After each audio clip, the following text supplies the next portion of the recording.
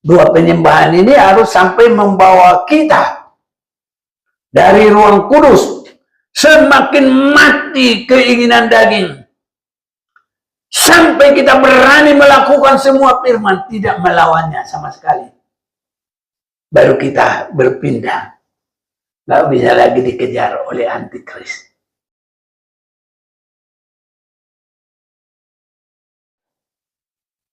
Saya mau mengajak kita baca firman Tuhan, apa yang disampaikan oleh Rasul Paulus kepada jemaat yang atau orang Ibrani. Ibrani pasal yang ke-9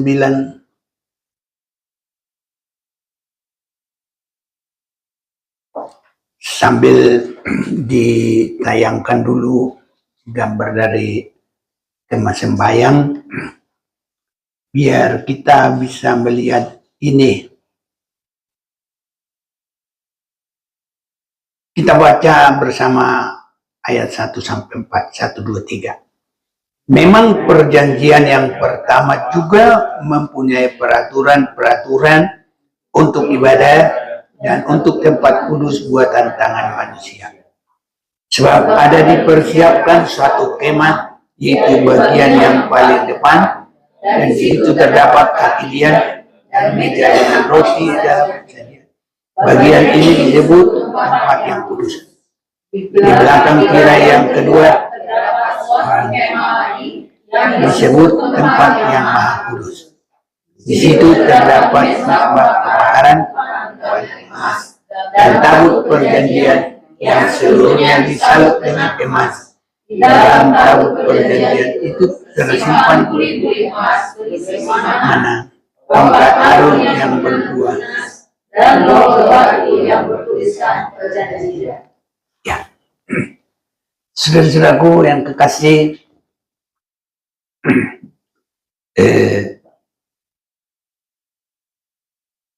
memang perjanjian yang pertama juga mempunyai peraturan-peraturan untuk ibadah dan untuk tempat kudus buatan tangan manusia. Ini yang pertama yang dimaksud adalah apa yang Tuhan suruh dibangun oleh Musa. Itu kita sudah juga sering membaca dalam Keluaran pasal 25 ini. Saya mau ajak kita memperhatikan ini kembali.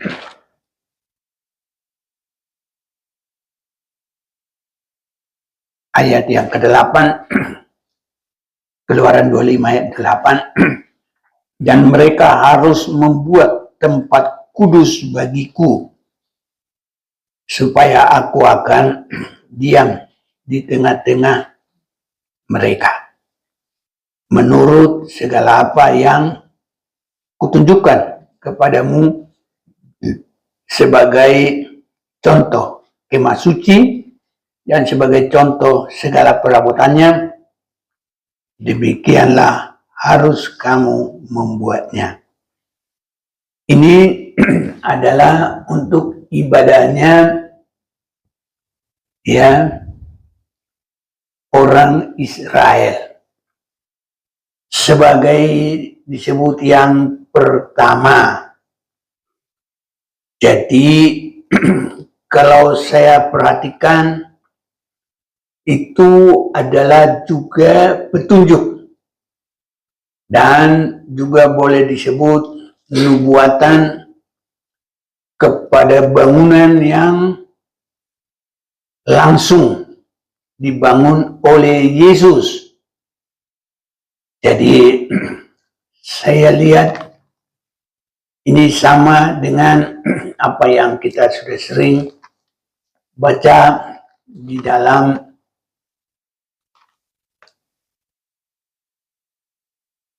Yohanes pasal 2 itu. Nah, sudah sering, tapi kita harus terus memperhatikannya.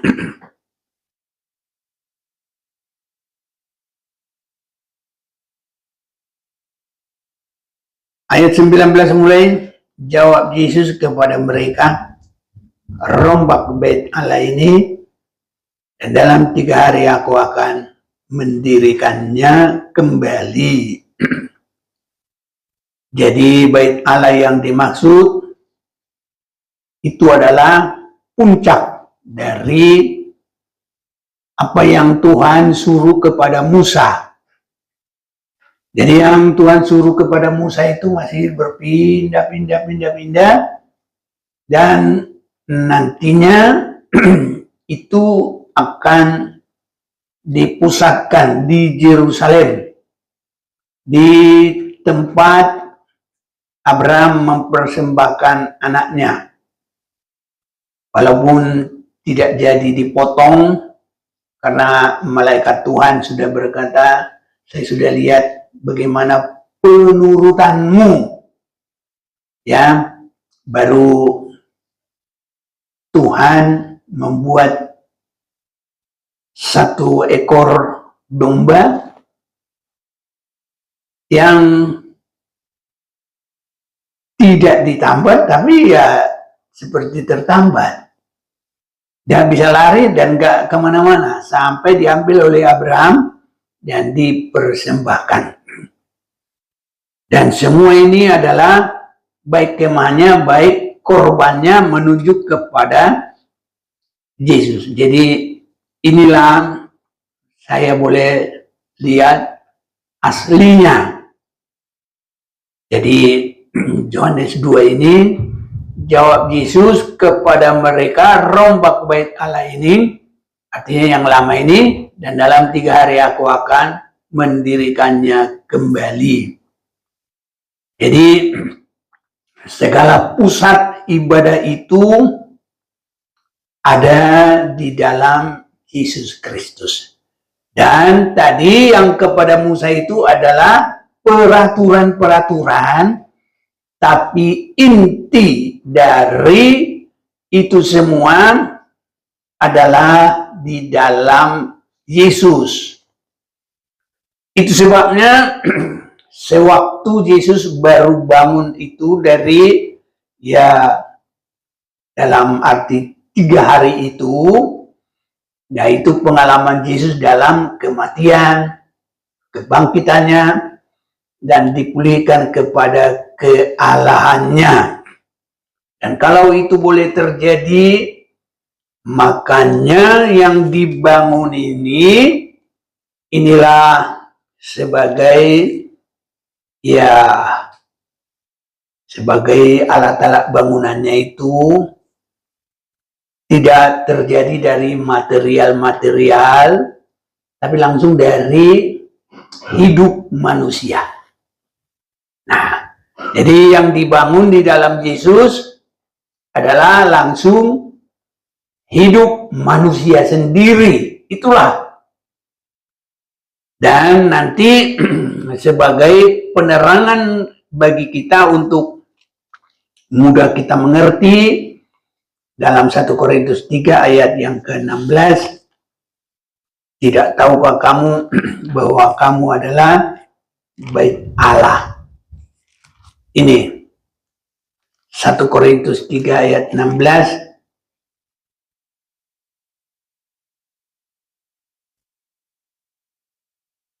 Tidak tahukah kamu bahwa kamu adalah bait Allah dan bahwa roh Allah diam di dalam kamu. Jadi waktu Musa itu, peraturan ibadah itu mereka masih membuat dari, ya, kayu, ada bahan-bahan perak, emas, bahkan juga, ya, itulah, ya, dan segala macam-macam lagi, kain-kain, ada kulit lumba-lumba untuk tudung dan segala macam, banyak. Tapi kalau dalam ibadah yang kedua yang dibangun oleh Yesus, tidak ada dari material-material yang mati, tapi adalah langsung dari hidup manusia. Itu sebabnya saudara-saudaraku, dalam hal itu yang pertama harus ada penyerahan hidup. Ini yang pertama, korban. Kalau Musa membangun, katakanlah kepada yang tergerak hatinya untuk membawa persembahan-persembahan, korban. Kita baca juga biar semuanya kita lihat dari firman Tuhan.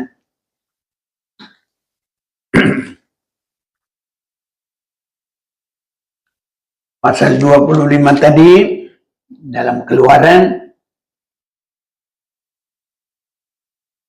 mulai 1, berfirmanlah Tuhan kepada Musa, katakanlah kepada orang-orang Israel supaya mereka memungut bagiku persembahan khusus dari setiap orang yang terdorong hatinya. Inilah saudara-saudaraku sebagai korban yang pertama, hati yang terdorong. Baru dari hati yang terdorong haruslah kamu pungut persembahan khusus kepadaku itu. Saudara-saudaraku, terdorong mengasihi Tuhan, terdorong dalam wujud suka akan firman dan berani melakukan. Hati yang terdorong untuk itu, saudaraku, itulah bahan bangunan yang pertama. Dan bangunan yang juga dibangun Yesus masih ada di situ, hati yang terdorong, tapi yang pertamanya tidak lagi kepada material-material, tapi hati yang terdorong untuk dibangun menjadi tubuh Kristus. Ini saudara-saudaraku. Dan hati yang terdorong yang pertama untuk hidup dalam hidup yang baru. Nah, begitu Yesus selesai mengadakan penebusan itu, dia bangkit dan dipulihkan kepada kealahannya. Inilah yang terjadi. Biar kita sudah sering baca, tapi kita ulang-ulang. Kisah Rasul pasal 2 ayat 36. Jadi seluruh kaum Israel harus tahu dengan pasti bahwa Allah telah membuat Yesus yang kamu salibkan itu menjadi Tuhan dan Kristus. Artinya, Yesus yang sudah mati itu disalibkan, dia sudah bangkit, dan dia dipulihkan kepada ketuhanannya. Jadi nggak ada lagi orang yang bisa megang dia, nggak boleh lagi ada orang yang menyiksa dia. Dia sudah kembali kepada kealahannya. Waktu dia belum dikembalikan kepada kealahannya, dia sudah meninggalkan kealahannya, dia bisa diadili, dia bisa dihina, dia bisa diludahi, dia bisa dipukul. Ini saudaraku. Jadi sesudah selesai semua penebusan itu, maka kita lihat ketika mereka mendengar hal itu, hati mereka sangat terharu. Ini namanya hati yang terharu itu, ya terdorong sendiri. Apa yang membuat hati kita terdorong? Kasih Tuhan yang mati dan sudah bangkit itu. Dia mati bukan karena dosanya, tapi karena dosa kita.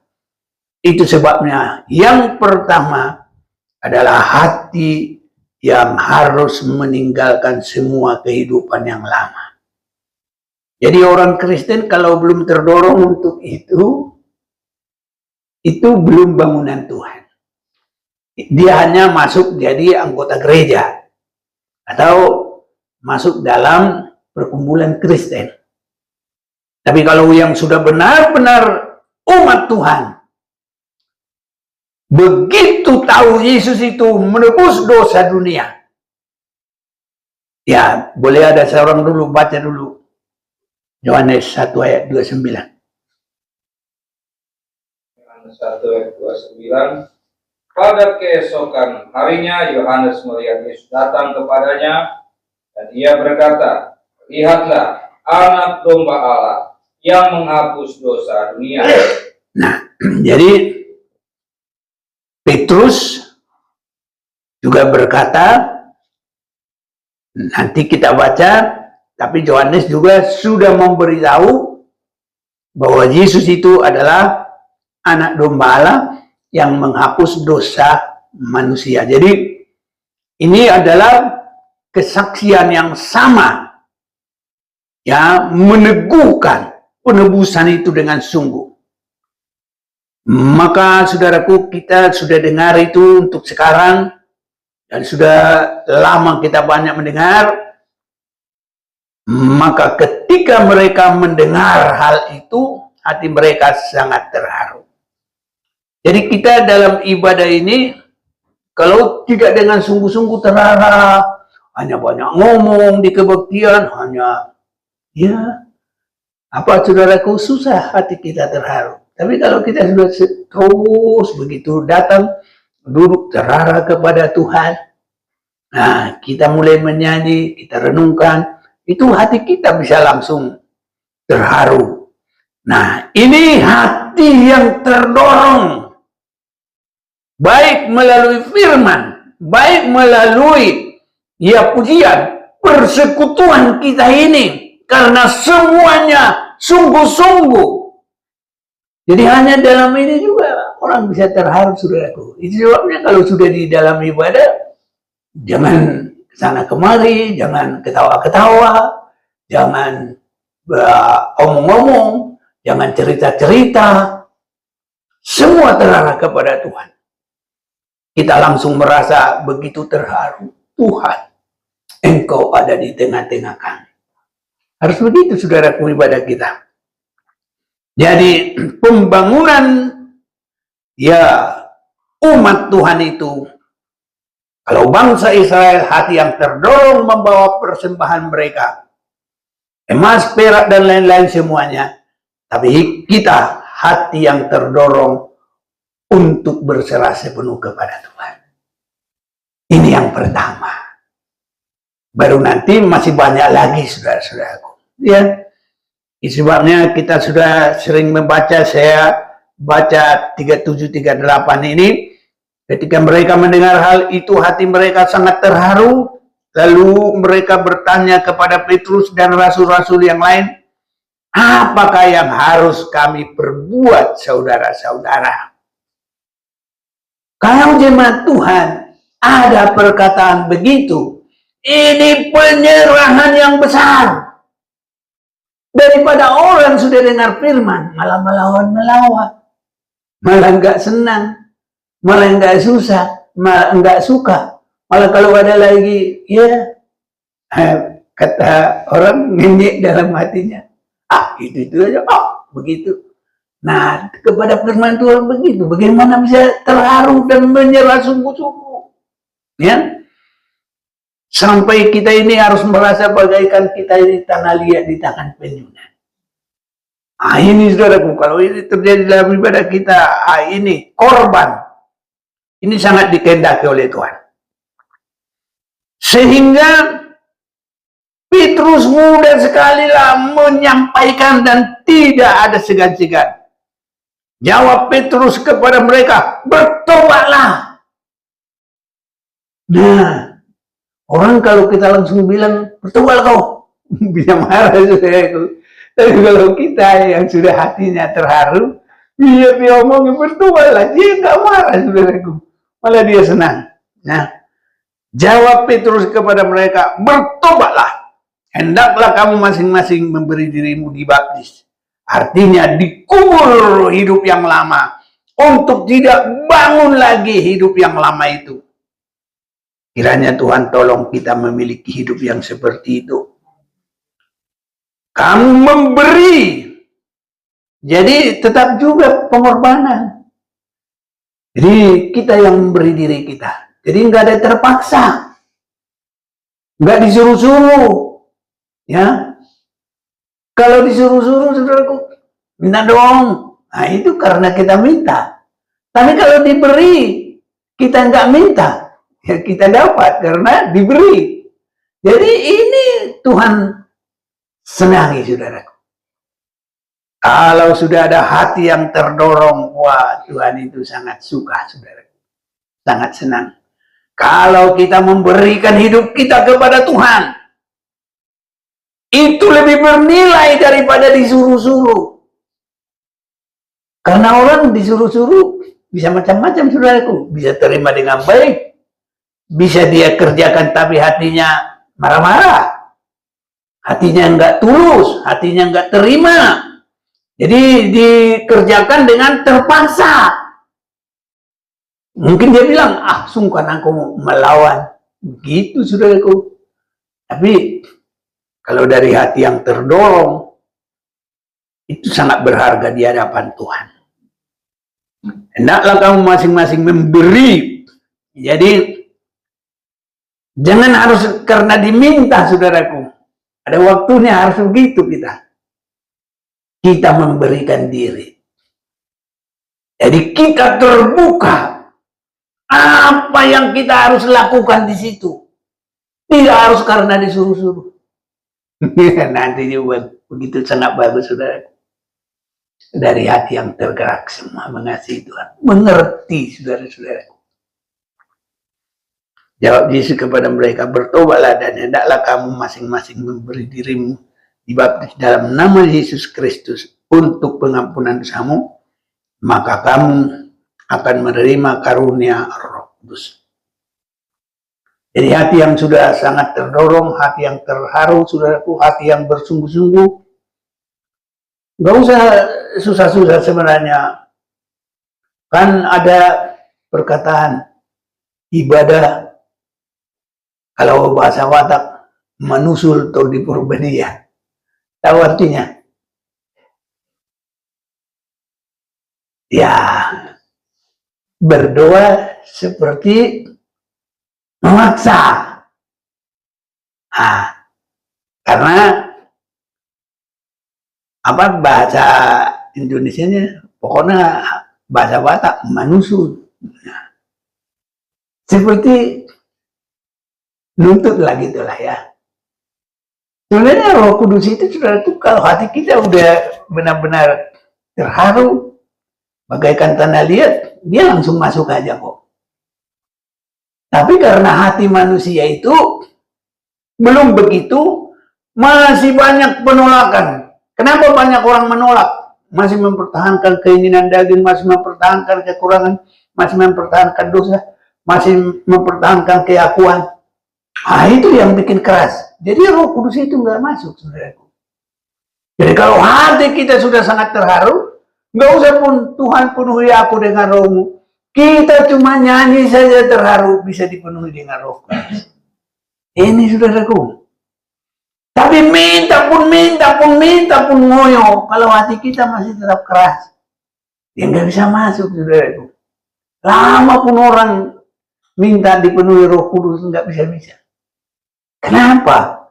Nah itulah, mulai bukan dari penyerahan, hati yang terdorong, hati yang penuh rindu, menyerahkan diri. Nah, tapi kalau itu terjadi bagi kita, langsung kita sudah baca di sini, masing-masing memberi dirimu dibaptis, dikubur artinya, dalam nama Yesus Kristus untuk pengampunan dosamu, maka kamu akan menerima karunia Roh Kudus.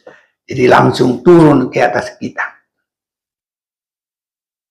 Memang kalau murid-murid itu mereka berdoa 10 hari, makanya sesudah berdoa 10 hari, itulah hari yang ke-50.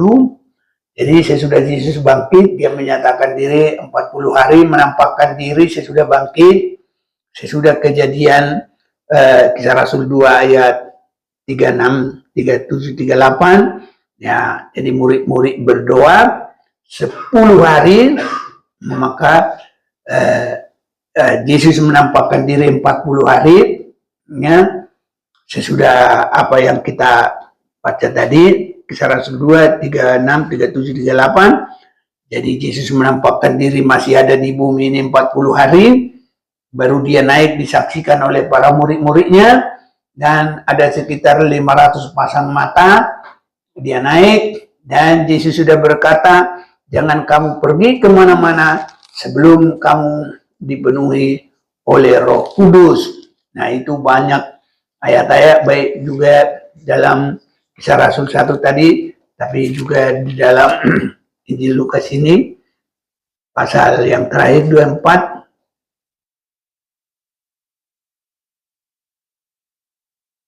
Mulai ayat 48, kamu adalah saksiku dari semuanya ini, dan aku akan mengirim kepadamu apa yang dijanjikan Bapakku, tapi kamu harus tinggal dalam kota ini sampai kamu diperlengkapi dengan kekuatan dari tempat tinggi. Kekuasaannya, ya, kekuasaan. Ya, ini saudaraku. Baru 50, lalu Yesus membawa mereka keluar kota sampai dekat Betania. Di situ ia mengangkat tangannya dan memberkati mereka.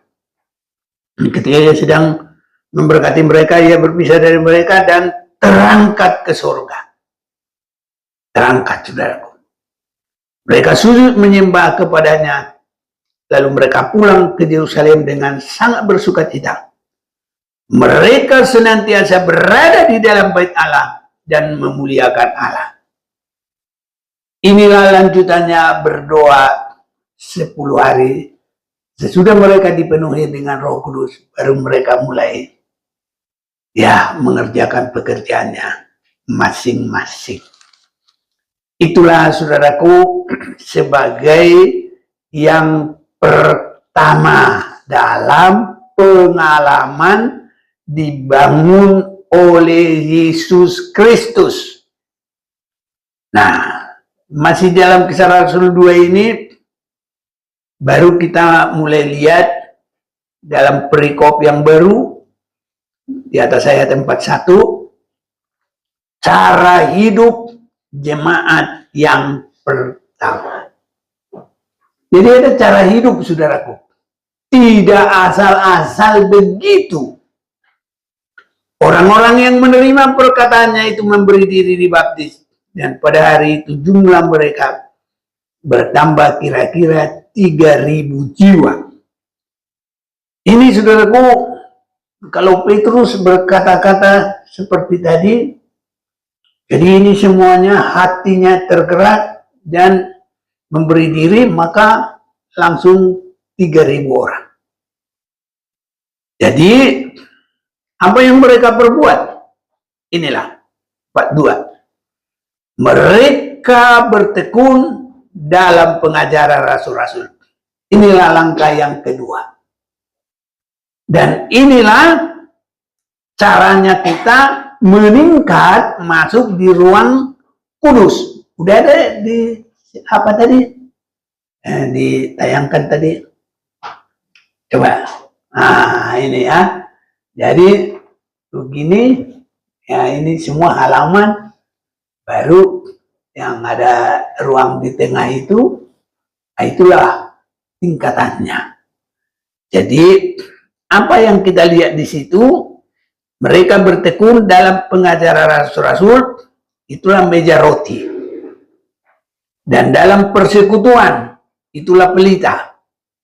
Dan mereka selalu berkumpul untuk memecahkan roti dan berdoa. Jadi perkumpulan mereka ada perjamuan kudus. Berdoa itu, doa ada macam-macam doa. Doa permohonan, doa syafaat, doa ucapan syukur. Tapi ada lagi doa penyembahan. Inilah yang tertinggi. Itulah sebagai tata cara hidup gereja mula-mula. Selalu ada terjadi ketekunan. 46. Dengan bertekun dan dengan sehati, mereka berkumpul tiap-tiap hari dalam bait Allah. Saudaraku, suatu hal yang luar biasa.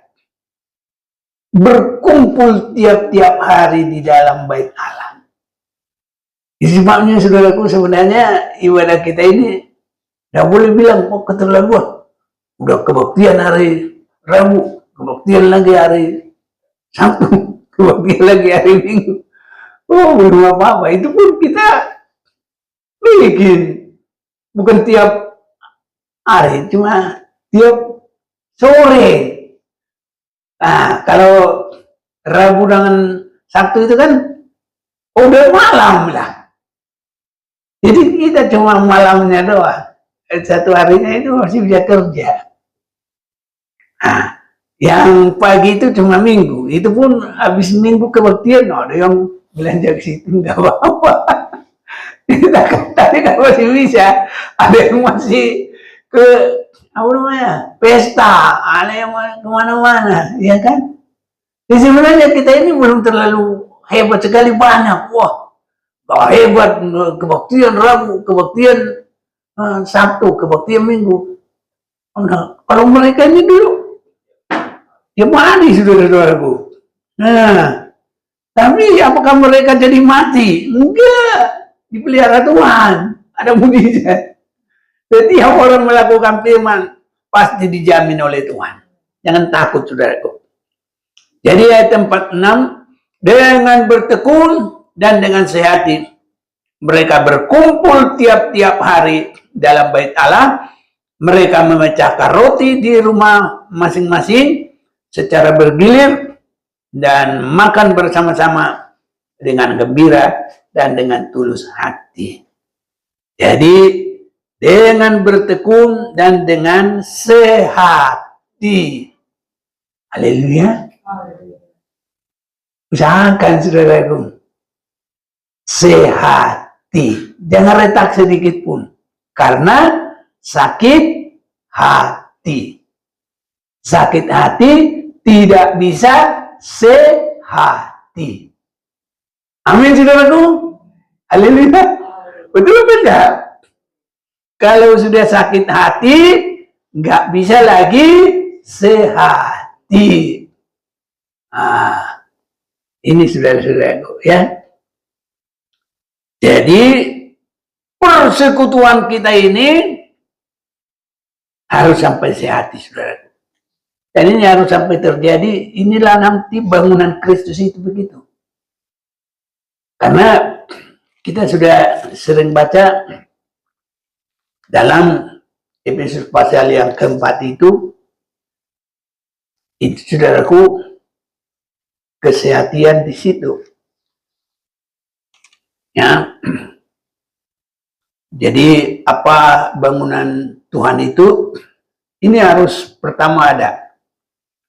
Pasal 4 ayat 1 mulai, sebab itu aku menasihatkan kamu, aku orang-orang yang dipenjarakan karena Tuhan, supaya hidupmu sebagai orang-orang yang telah dipanggil berpadanan dengan panggilan itu. Jadi kita ini harus sampai benar-benar berpadanan. Kiranya Tuhan tolong kita.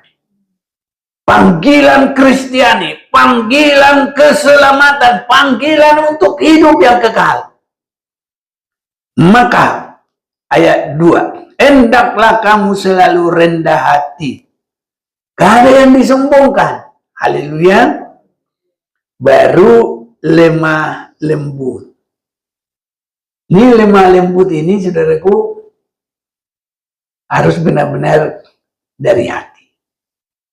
Masih muda, sudah berumur, sudah lanjut usia, saudaraku, ya, semua harus dari kerelaan tadi.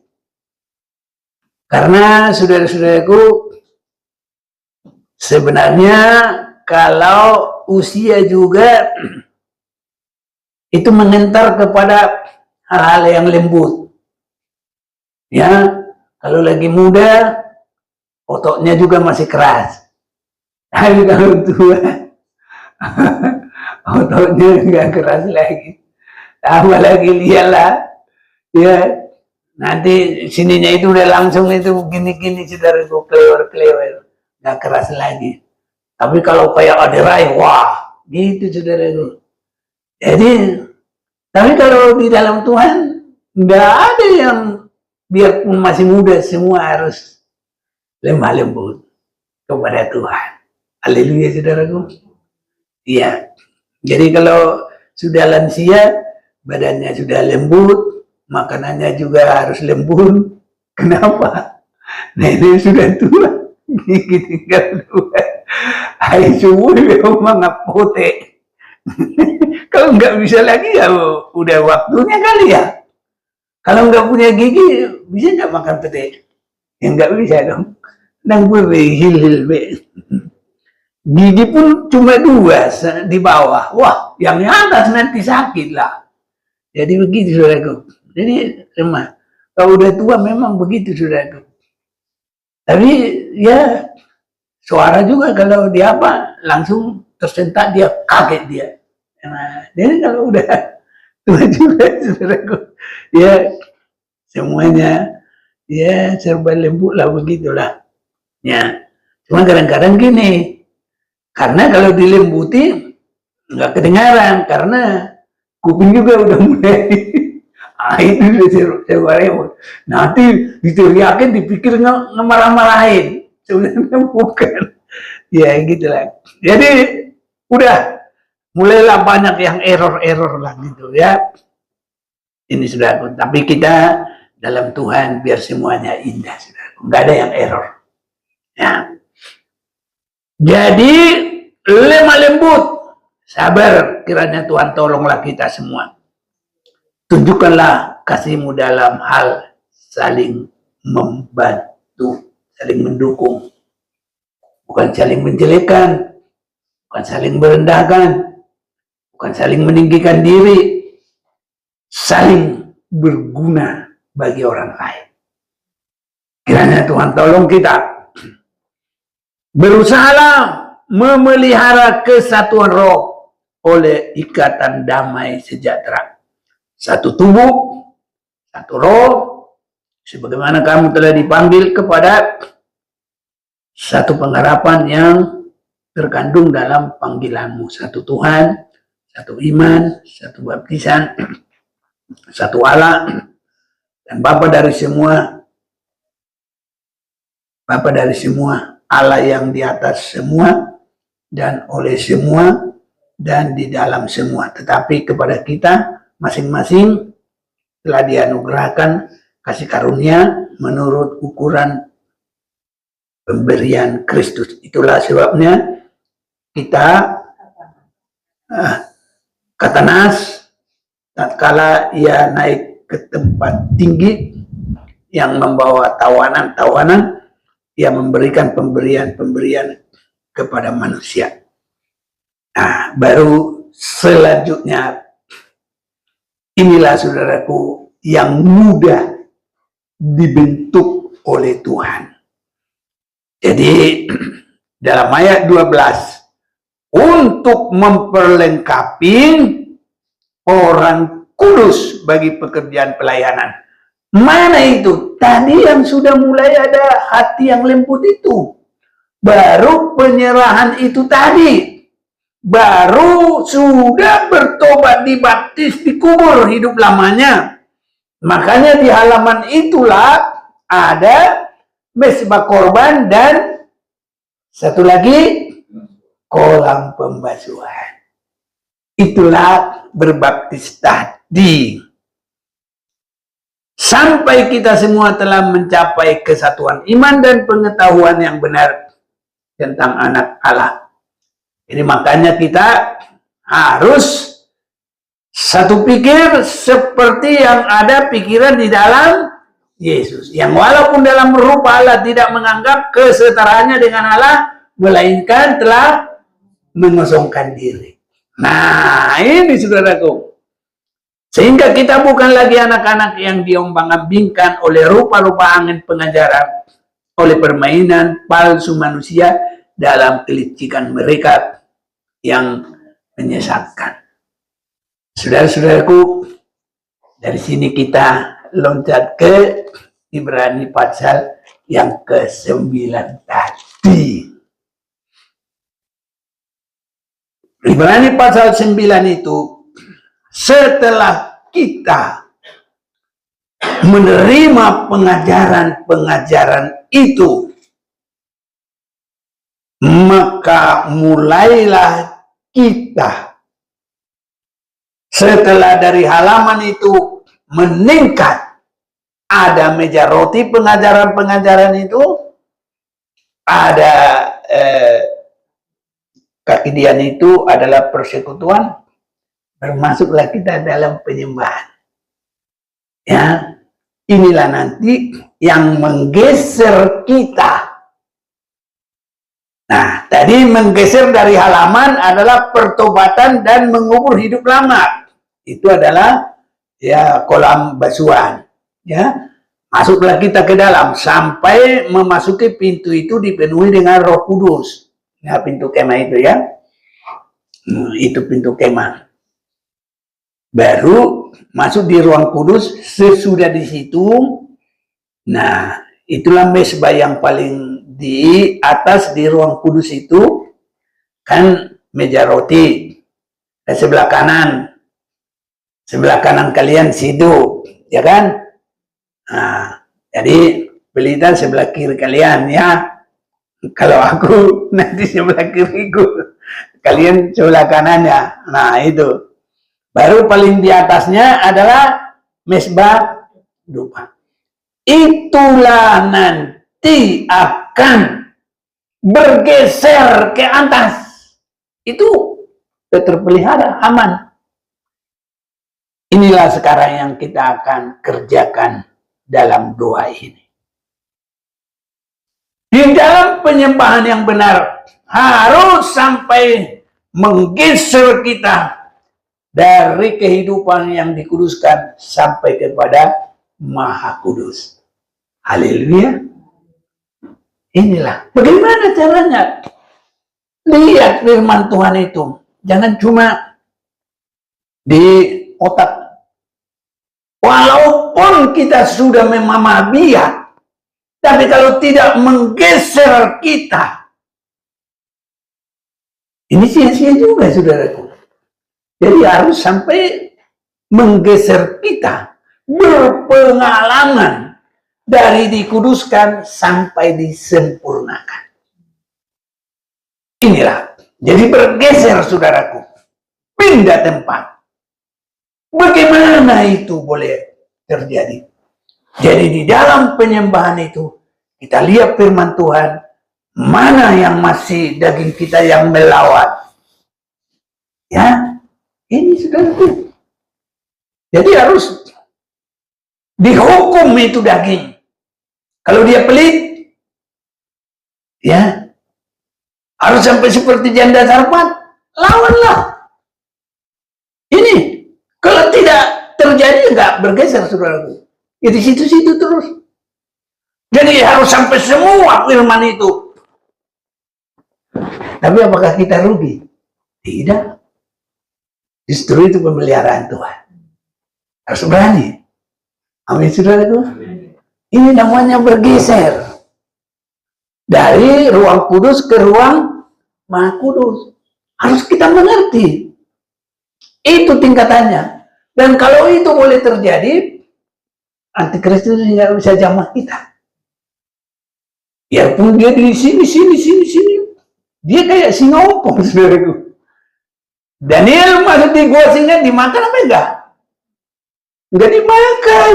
Nah, itu kan gambaran Antikristus itu singa. Tapi karena di dalam Daniel itu sudah bergeser hidupnya itu menjadi manusia rohani. Singa itu tahu. Antikristus itu tahu mana yang bisa dijangkau. Tahu. Jadi mau ini kan chipnya itu ya nggak bisa, nggak berani dia mau dekatkan aja nggak bisa. Nggak mampu dia. Tapi biarpun orang kuat jasmaninya, tapi kalau rohaninya nggak maju, nggak usah susah-susah, langsung dicap sama antikristus ini. Dia anggota kita ini, tahu dia. Tapi kalau kita sudah bergeser dari kehidupan yang kudus sampai maha kudus, ya antikristus ini nggak bisa. Yang akan nanti diserang, diperangi apa? Keturunannya saja. Apa itu keturunannya? Itulah yang tidak bergeser itu hidupnya. Yang masih tetap di ruang kudus itu. Karena ruang kudus itu akan masih diserang oleh antikris. Haleluya. Amin, saudaraku. Kan kita sudah sering baca Wahyu 13 ayat 5. Coba seorang yang baca mulai 5 sampai 7. 13 ayat 5. Dan kepada binatang itu diberikan mulut yang penuh kesombongan dan hujat. Kepadanya diberikan juga kuasa untuk melakukannya 42 bulan lamanya. Itu 3,5 tahunnya. Terus. Lalu ia membuka mulutnya untuk menghujat Allah, menghujat namanya, dan kemah kediamannya, dan semua mereka yang diam di surga. Ya. Dan ia diperkenankan untuk berperang melawan orang-orang kudus. Orang kudus di ruang kudus itu. Dan untuk mengalahkan mereka. Dikalahkan. Dan kepadanya diberikan kuasa atas setiap suku dan umat dan bahasa dan bangsa. Iya. Itu sebabnya saudaraku, kita ini dengan penyembahan kita ini harus bergeser dari kudus menjadi sempurna. Itu tadi sampai kita semua masuk di dalam kesempurnaan Kristus. Kan gitu tadi dalam Efesus pasal yang keempat itu. Inilah yang kita kerjakan. Menyembah itu renungkan firman. Menyembah itu jangan renungkan kebutuhan dapur, kebutuhan bayar utang. Itu beda saudara, kebutuhannya itu. Jangan itu di penyembahan. Di penyembahan itu adalah harus menaikkan dupa yang harum. Karena mezbah dupa itu adalah mezbah korban dupa yang harum. Haleluya. Kalau kita bilang sama Tuhan, Tuhan jagai saya, itu bukan harum, malah bikin Tuhan itu jadi kerja.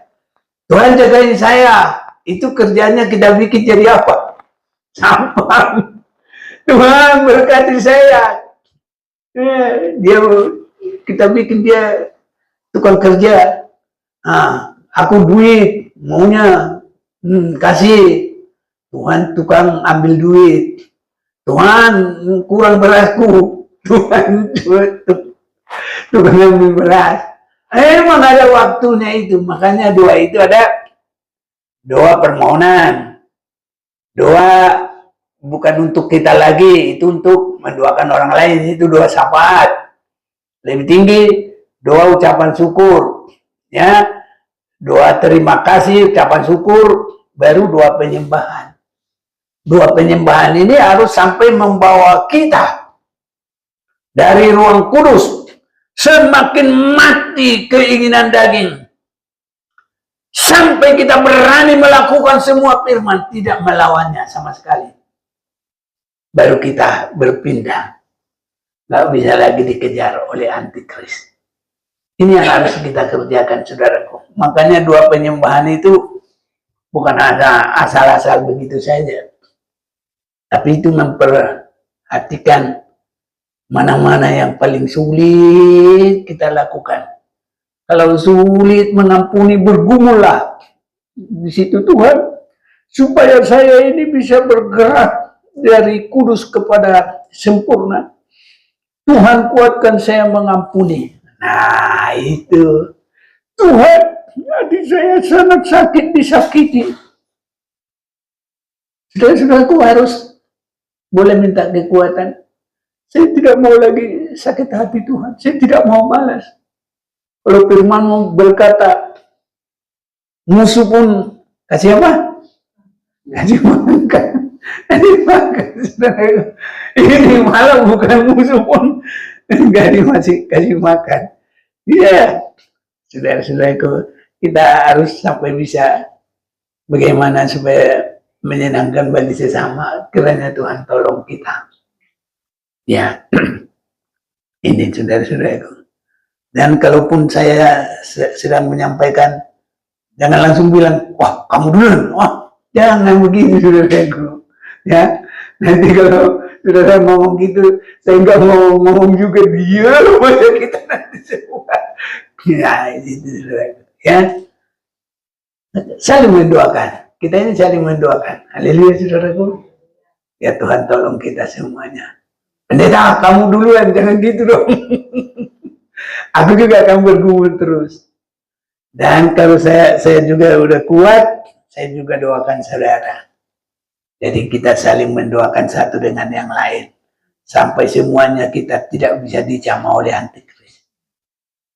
Kalau si Daniel itu, biarpun dia di situ, apakah dia duduk, apakah dia berdiri atau apa, singa-singanya itu semua kayak kucing peliharaan, padahal itu singa-singa buas. Nah begitulah kita. Jadi antikristus itu gak usah takuti. Kalau takut antikristus hiduplah meningkat. Haleluya. Hanya itu obatnya, bukan lari, bukan kemana-mana. Takut jangan. Justru kalau takut antikristus, mari harus meningkat dalam rohaninya. Berpindah sampai disempurnakan. Haleluya saudaraku. Kiranya Tuhan tolong kita, mari kita mau